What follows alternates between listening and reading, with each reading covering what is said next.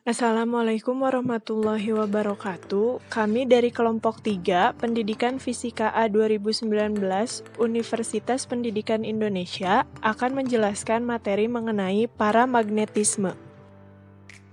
Bismillahirrahmanirrahim. Di sini saya akan menjelaskan mengenai apa itu bahan paramagnetik. Bahan paramagnetik merupakan bahan yang memiliki suspensibilitas magnetik yang positif dan sangat kecil.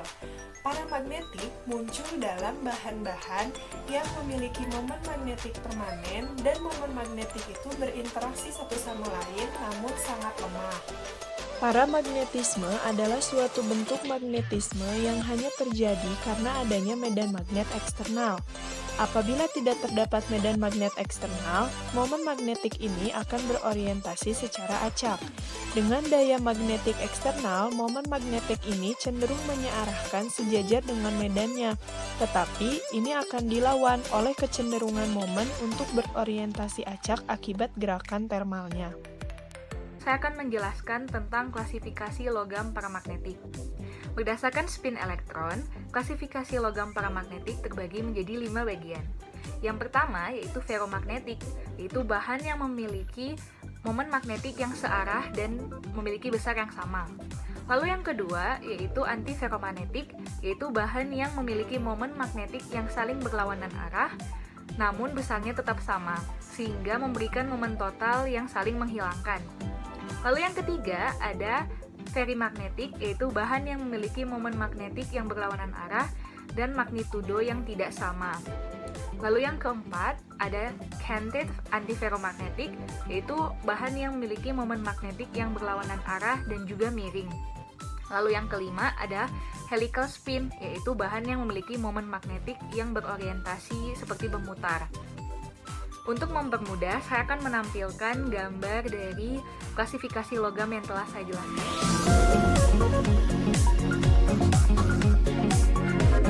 Di mana untuk bahan paramagnetik ini membutuhkan medan magnetik luar agar spin yang masih berlawanan arah atau bergerak secara acak dapat menyearahkan dirinya sesuai dengan arah medan magnetik tersebut. Untuk bahan paramagnetik memerlukan nilai suseptibilitas magnetik yang positif dan juga cenderung kecil, yaitu dengan contoh yang pertama adalah aluminium dengan nilai suseptibilitas magnetik sebesar 2,3 dikali 10 pangkat minus 5, lalu ada magnesium dengan nilai suseptibilitas magnetik sebesar 1,2 dikali 10 pangkat minus 5, dan juga logam-logam lainnya seperti titanium dan wolfram, dan juga gas oksigen. Dari pembahasan sebelumnya, kita telah mengetahui bahwa contoh dari bahan paramagnetik diantaranya adalah aluminium, magnesium, titanium, wolfram atau tungsten, oksigen, dan sebagainya. Kemudian, kita juga perlu mengetahui apa ciri-ciri dari bahan paramagnetik.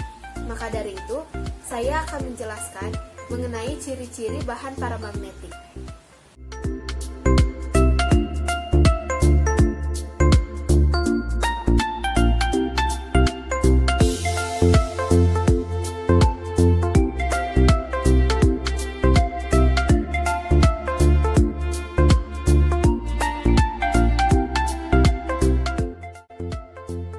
Yang pertama, momen-momen dipol magnetik dalam setiap atomnya tidak saling meniadakan namun saling menambahkan. Dalam ketidakadaan medan magnet eksternal, momen dipol atomnya terarah secara acak, sehingga momen dipol magnetik neto bahan tersebut adalah 0. Kedua, jika solenoida dimasuki bahan ini, maka akan dihasilkan induksi magnetik yang lebih besar.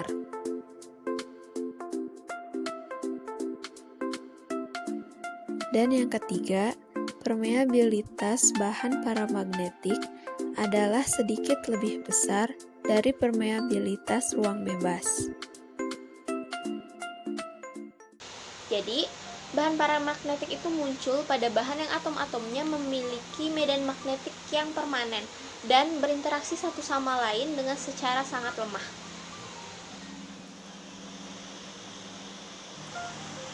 apabila tidak terdapat medan magnetik luar, momen magnetik ini akan berorientasi acak. Dengan daya medan magnetik luar, momen magnetik ini cenderung menyearahkan sejajar dengan medannya. Tetapi, ini dilawan oleh kecenderungan momen untuk berorientasi acak akibat gerakan termalnya. Perbandingan momen yang menyearahkan dengan medan ini bergantung pada kekuatan medan dan temperaturnya. Kita dapat menyatakan ini secara lebih kuantitatif dengan membandingkan energi momen magnetik dalam medan magnetik luar dengan energi termal suatu bahan yang memiliki orde KT, dengan K merupakan konstanta Boltzmann dan T adalah temperatur mutlak.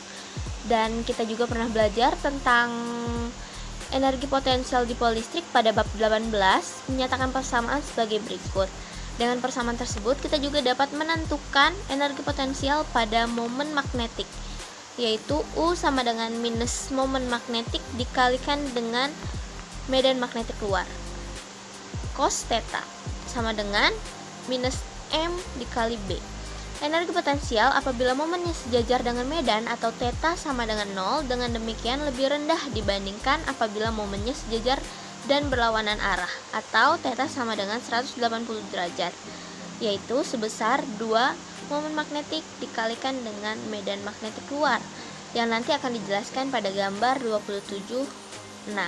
Baik, selanjutnya saya akan menjelaskan mengenai energi potensial dari suatu dipol magnetik dengan momen dipol magnetik yang dilambangkan dengan huruf M di dalam suatu medan magnetik luar yang dilambangkan dengan huruf B besar. Kemudian, adapun rumus atau persamaan dari energi potensial ini ialah U sama dengan negatif MB cos theta, di mana theta ini merupakan sudut yang terbentuk antara momen dipol magnetik dengan medan magnetik luar, atau sama dengan juga negatif M didot dengan B. Baik, selanjutnya kita akan melihat di sini ada suatu gambar sebuah batang magnetik di mana ada arah dari momen dipol magnetiknya itu dari kutub selatan ke kutub utara. Kemudian di sini juga ada arah panah ke atas. Ini menunjukkan arah dari medan magnetik luarnya. Dan di antara momen dipol magnetik dan medan magnetik luar ini terbentuk suatu sudut. Ini dinamakan dengan sudutnya itu sudut theta. Kemudian selanjutnya di sini ada suatu batang magnetik dengan arah momen dipol magnetik dan arah medan magnetik luarnya itu berlawanan arah. Nah, kondisi seperti ini itu menghasilkan energi yang besar atau yang tinggi. Kemudian selanjutnya di sini ada batang magnetik dengan arah dari momen dipol magnetiknya itu searah dengan medan magnetik luarnya. Kondisi seperti ini menghasilkan energi yang rendah atau yang kecil. Kemudian selisih di antara kedua kondisi ini yaitu delta U sebesar 2 MB. Nah, gambar ini terdapat juga dalam buku ya, di buku Fisika Tipler jilid 2. Pada kondisi pertama, nah di sini kita lihat ini adalah kondisi di mana arah momen dipolnya itu berlawanan arah dengan arah medan magnetiknya. Maka kalau kita masukkan ke dalam rumus ini ya, U sama dengan min MB cos theta. Nah, di mana dalam kondisi seperti ini ketika arahnya berlawanan, sudut yang terbentuk di antara keduanya itu adalah 180 derajat karena berlawanan. Cos dari 180 derajat adalah minus 1. Negatif MB dikali minus 1 menjadi positif. Kemudian selanjutnya pada kondisi yang kedua,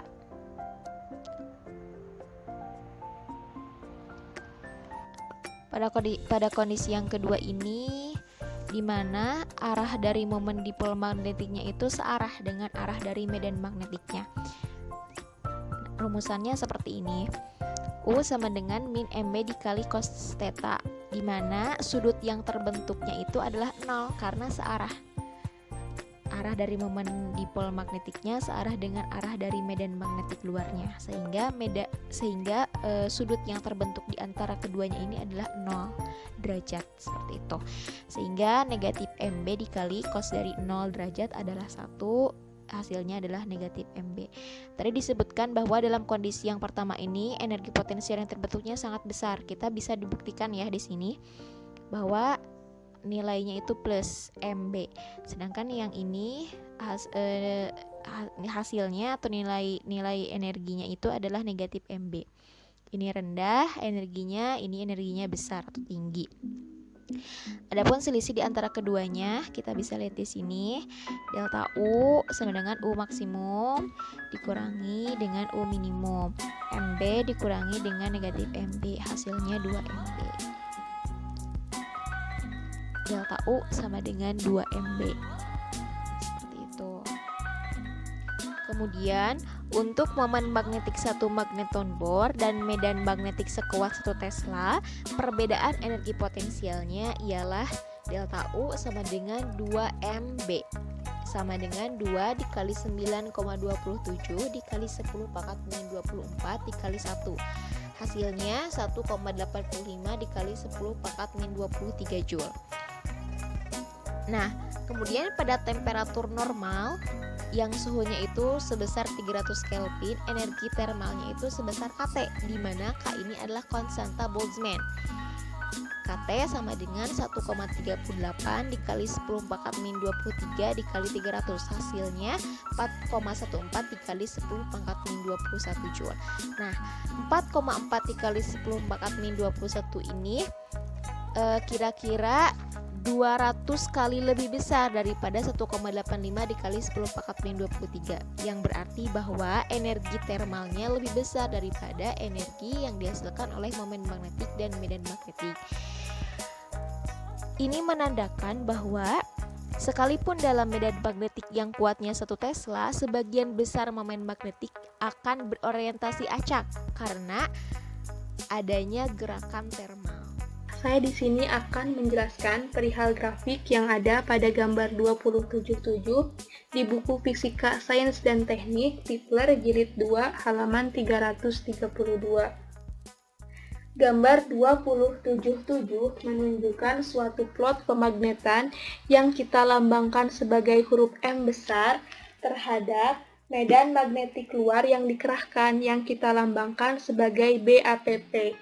Pada temperatur tertentu. Dalam medan yang sangat kuat, pemagnetan itu menghampiri nilai jenuh, di mana nilai jenuh itu sendiri kita lambangkan sebagai Ms. Ms merupakan pemagnetan jenuh yang terjadi apabila seluruh momen dipol magnetik telah disearahkan. Kita dapat lihat dari grafik yang berwarna biru ini. Apabila medan magnetiknya sangat kuat, maka pemagnetannya itu akan mendekati atau menghampiri nilai jenuh yang kita lambangkan sebagai Ms. Selanjutnya, apabila BAPP 0, M0 yang memperlihatkan bahwa orientasi momen benar-benar acak, dalam medan yang lemah, pemagnetan kira-kira berbanding lurus dengan medan yang dikerahkan, seperti yang ditunjukkan oleh garis berwarna merah tebal ini. Jadi, apabila medannya sangat lemah atau sangat kecil, maka pemagnetannya itu akan berbanding lurus dengan medan yang dikerahkannya, seperti ditunjukkan pada gambar oleh garis merah tebal. Hal ini juga dikenal sebagai hukum Curie. Hukum Curie sendiri akan dijelaskan lebih detail oleh rekan saya selanjutnya. Pierre Curie mempelajari feromagnetisme, paramagnetisme, dan diamagnetisme untuk tesis doktoratnya, dan menemukan pengaruh suhu terhadap paramagnetisme yang kini dikenal sebagai hukum Curie. Nah, bagaimana sih penjelasannya? Yuk simak saja. Nah, jadi pada tahun 1895, Pierre Curie menemukan melalui percobaan bahwa magnetisasi sampel paramagnetik berbanding lurus dengan magnitudo medan magnet eksternal. Dan berbanding terbalik dengan temperatur dalam Kelvin. Nah, hal ini ditulis dalam persamaan M sama dengan C dikali B eksternal dibagi T. Persamaan tersebut dikenal sebagai hukum Curie, dan C disebut sebagai konstanta Curie. Hukum Curie masuk akal karena pendekatan medan magnet eksternal cenderung menjajarkan momen dipol atomik di dalam suatu sampel, sehingga meningkatkan magnetisasi sampel paramagnetik. Sementara peningkatan cenderung merusak penjajaran via agitasi termal, sehingga menurunkan magnetisasi sampel paramagnetik. Namun, hukum ini sebenarnya merupakan pendekatan hasil pengukuran yang hanya valid ketika rasio medan magnet eksternal dibagi suhu mutlak tidak terlalu besar.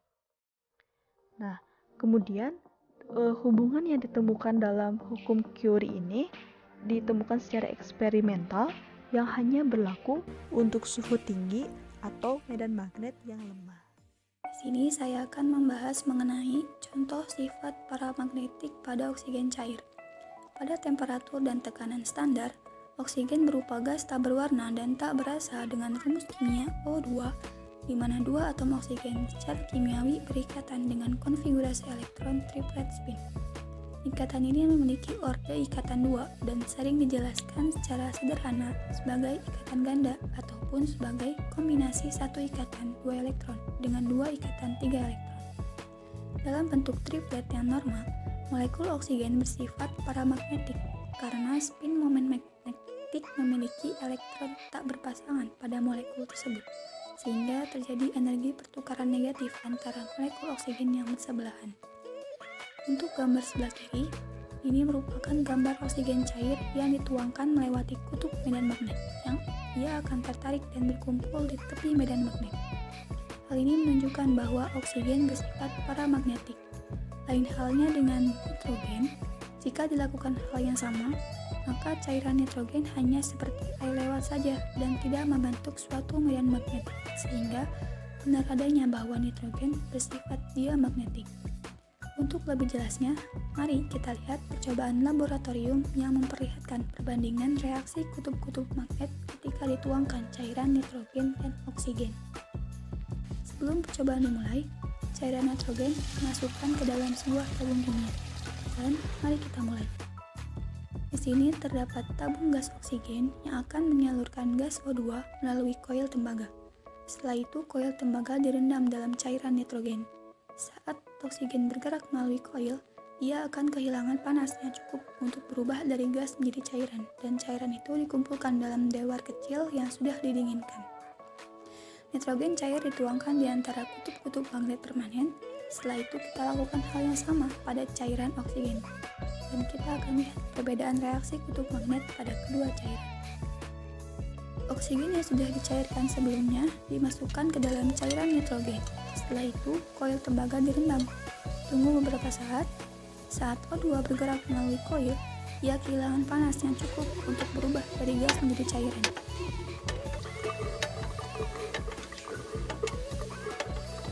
Setelah dirasa cukup, koil tembaga diangkat dan dikeluarkan dari cairan nitrogen.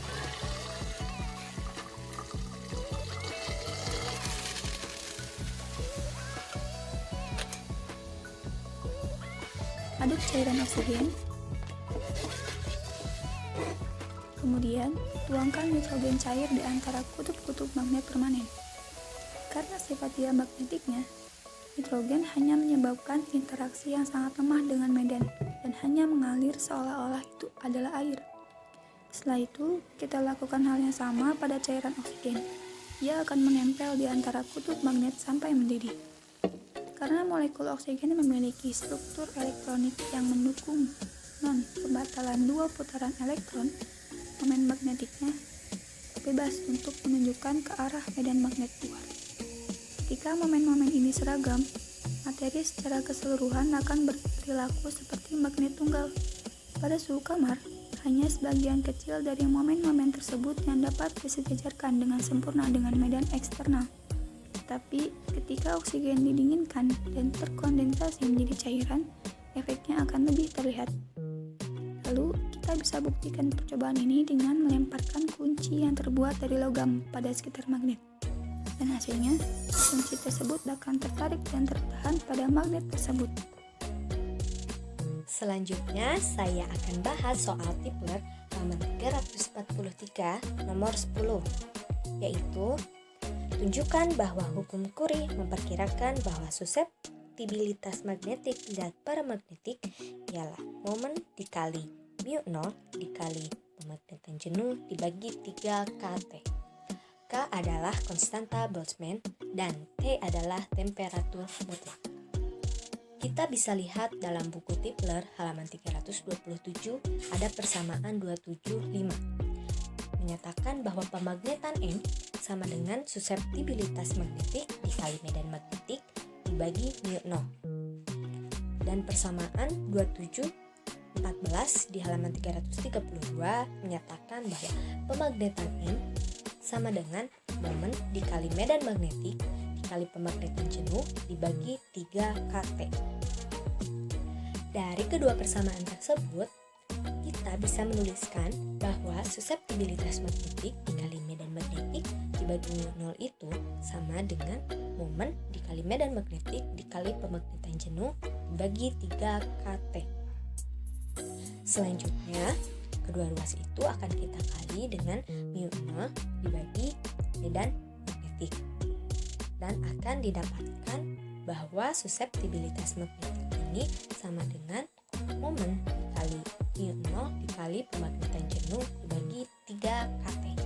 Nah, sesuai dengan hukum Curie yang memperkirakan bahwa suseptibilitas magnetik zat paramagnetik ini ialah momen dikali mu0 dikali pemagnetan jenuh itu dibagi 3 kT.